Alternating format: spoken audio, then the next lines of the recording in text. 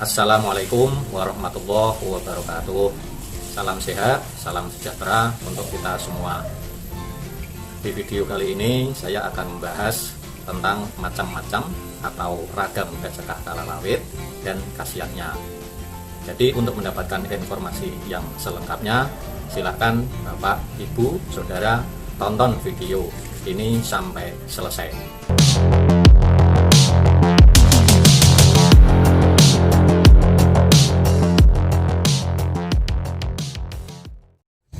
Dalam pembahasan klasifikasi tumbuhan, di situ kita akan menemukan sebuah istilah liana.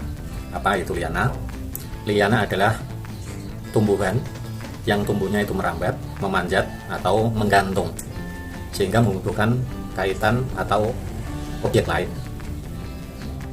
Beberapa tumbuhan yang masuk dalam golongan liana ini antara lain rotan, anggur, kemudian labu-labuan, dan di dalamnya juga termasuk bajakah.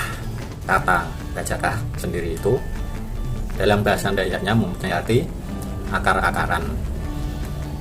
Jadi dari sini kita sudah dapat mengambil suatu pengertian apa itu bajakah. Jadi bajakah itu tumbuh-tumbuhan, dalam hal ini yang sejenis akar-akaran, yang tumbuhnya itu merambat, memanjat, dan menggantung, sehingga membutuhkan kaitan atau objek lain.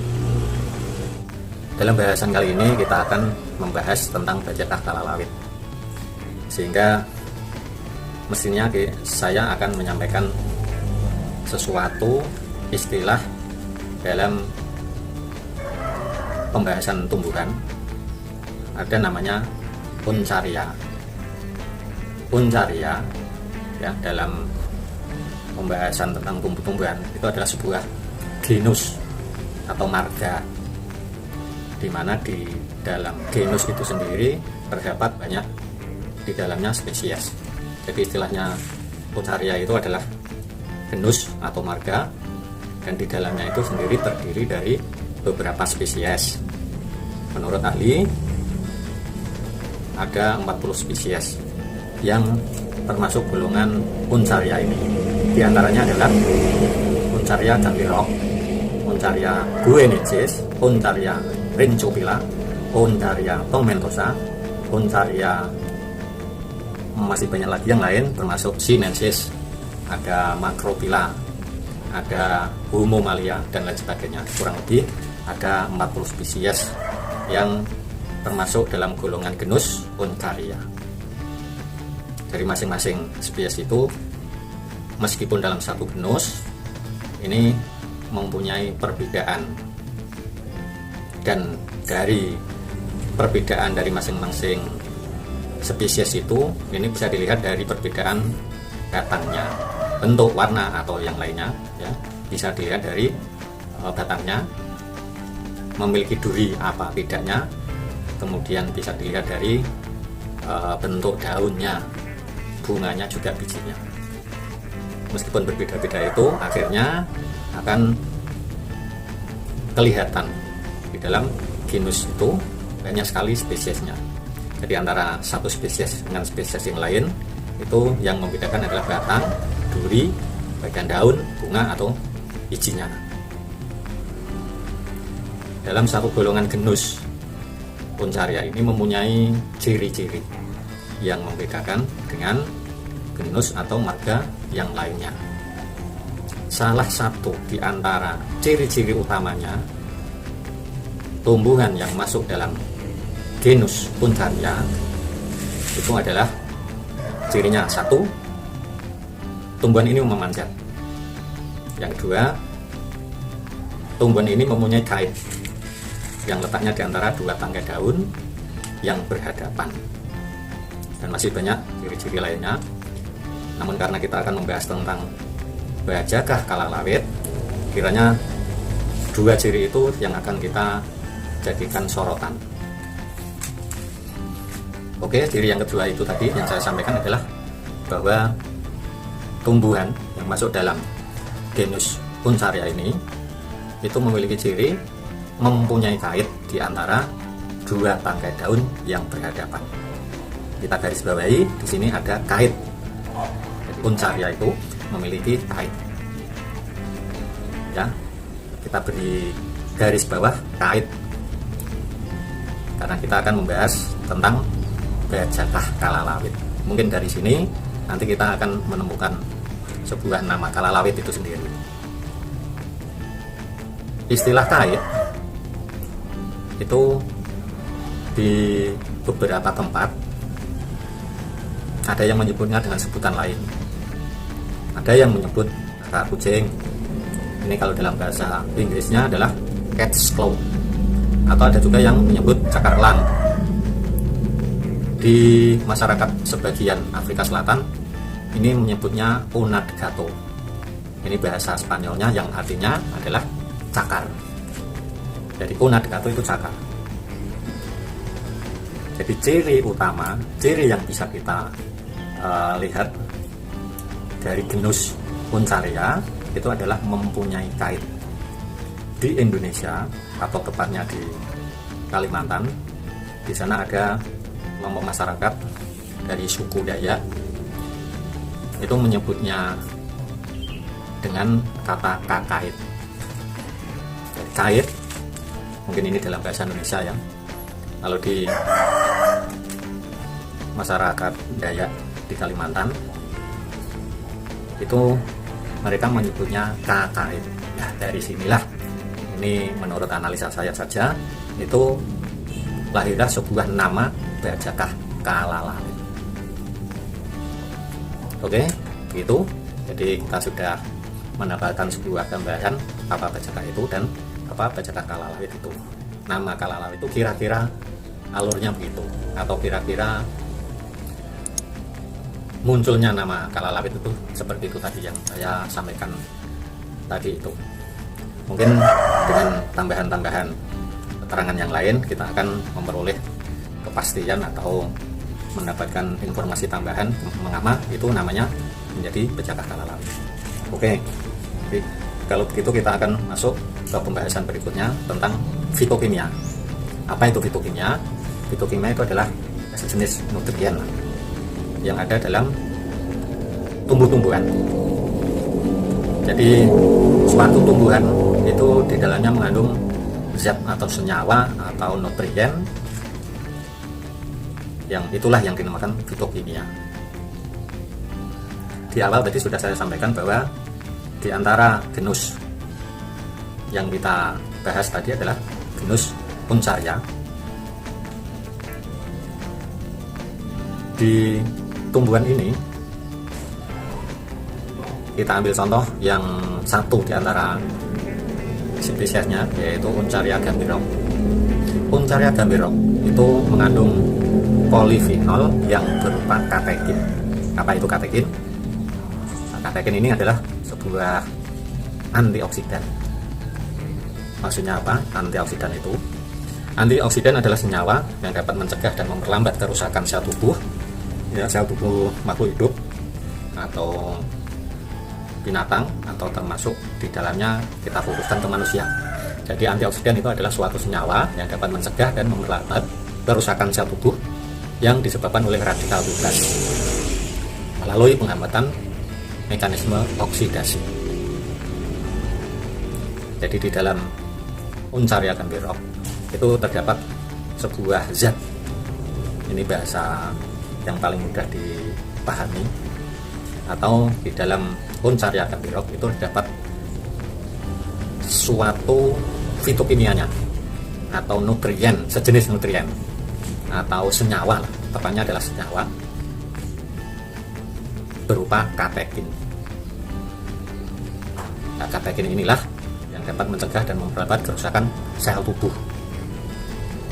Dari situlah para ahli menyampaikan kesimpulannya berdasarkan kajian ilmiahnya bahwa Uncaria gambirok itu lebih khusus, atau bisa dibilang lebih umumnya genus yang termasuk dalam Uncaria, atau kalau boleh saya bilang bahwa Bajakah Kalalawit itu memiliki manfaat atau berkhasiat bisa mencegah penyakit jantung, bisa mencegah kanker, mencegah penuaan dini. Dalam hal ini adalah kaitannya dengan permasalahan kulit. Jadi karena di dalam puncaria itu mengandung katekin, di mana katekin ini adalah sebagai antioksidan, dan sudah kita ketahui tadi bahwa antioksidan adalah senyawa yang dapat mencegah atau memperlambat kerusakan sel tubuh. Nah, dari sini kita akan memperoleh tambahan penguatan lagi bahwa bajakah kalalawit fungsinya itu untuk mencegah. Kenapa dibilang begitu? Karena di dalamnya mengandung katekin. Ya, karena di dalamnya mengandung katekin. Ini adalah salah satu fitokimia yang ada di dalam puncaria itu sendiri.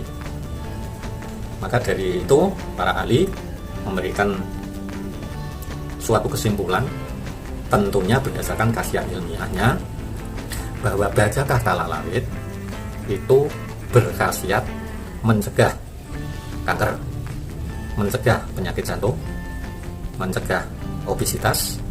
Dari sini terlihat fungsi antioksidan berupa katekin yang ada dalam puncaria itu adalah fungsinya untuk pencegahan.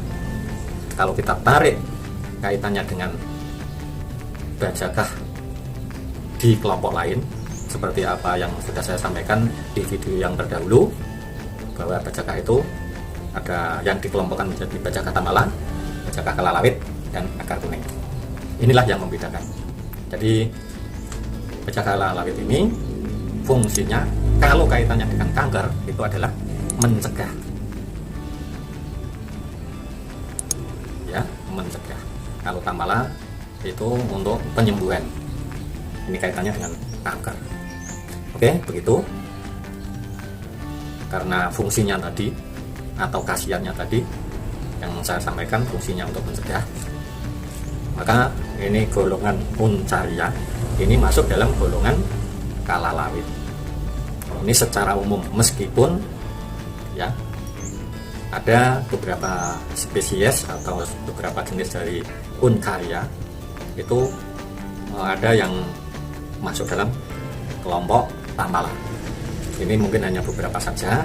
Jadi secara umum nama kalalawit tadi itu begitulah ceritanya, itu begitu. Jadi Bapak Ibu sekalian, jadi bajakah kalalawit itu adalah fungsinya untuk mencegah kanker. Sebenarnya perlu Bapak Ibu ketahui bahwa bukan hanya itu, bukan hanya mencegah kanker, mencegah penyakit jantung, atau mencegah obesitas, mencegah penuaan dini kaitannya dengan kulit, bahwa khasiat bajakah kalalawit itu lebih dari itu. Karena apa?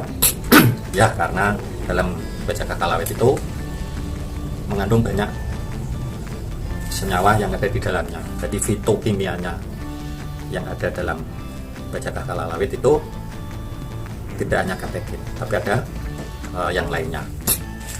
Maka dari itu bukan hanya untuk mencegah penyakit jantung, mencegah kanker. Ini berdasarkan kandungan yang ada dalam kalalawit itu akan muncul sederetan khasiat dari bajakah kalalawit itu. Untuk lebih mudahnya saya sampaikan beberapa deret ini khasiat bajakah kalalawitnya. Yang pertama, untuk asam urat, hipertensi, rematik, obesitas seperti yang tadi sudah saya sampaikan, kemudian untuk permasalahan kulit dan lain-lain. Dan lain-lain ini banyak sekali.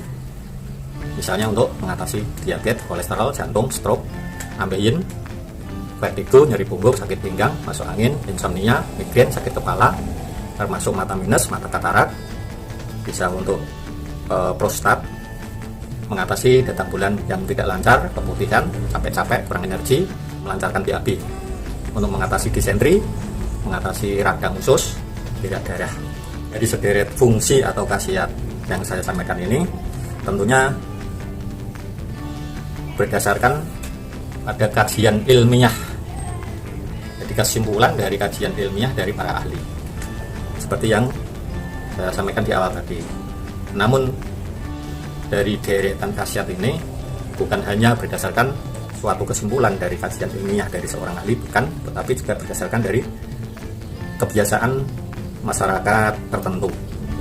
Misalkan masyarakat Dayak yang ada di Kalimantan atau masyarakat-masyarakat pedalaman yang masih dekat dengan kehidupan di hutan. Maksud saya ini sebuah ilustrasi. Sebelum Bajaka itu viral, sebelum Bajaka itu terkenal, sebenarnya Bajaka itu sudah dimanfaatkan oleh masyarakat tertentu, terutama masyarakat-masyarakat yang letak geografisnya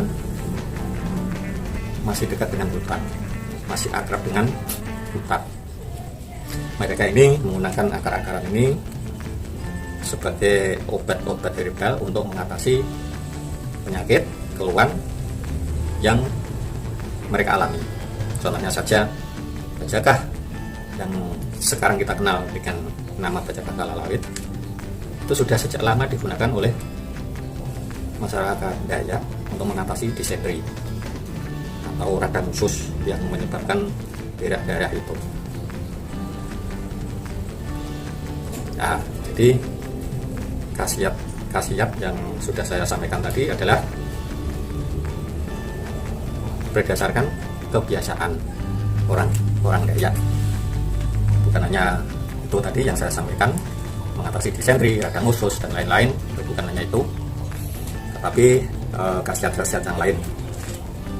Maksud saya adalah dari sederetan khasiat yang sudah kita ketahui itu berdasarkan kesimpulan dari kajian ilmiah dari para ahli atau berdasarkan kebiasaan dari orang-orang Dayak dalam memanfaatkan Bajaka ini. Kemudian sampai itu deretan khasiat yang kita ketahui itu adalah juga berdasarkan testimoni. Jadi sekali lagi bukan hanya dari testimoni, tapi dari kajian ilmiah dari para ahli, juga berdasarkan kebiasaan orang-orang Dayak. Sehingga itu lahir sebuah khasiat dari Bajaka Kalalawit tadi. Demikian Bapak Ibu, semoga apa yang saya sampaikan bermanfaat. Wassalamualaikum warahmatullahi wabarakatuh.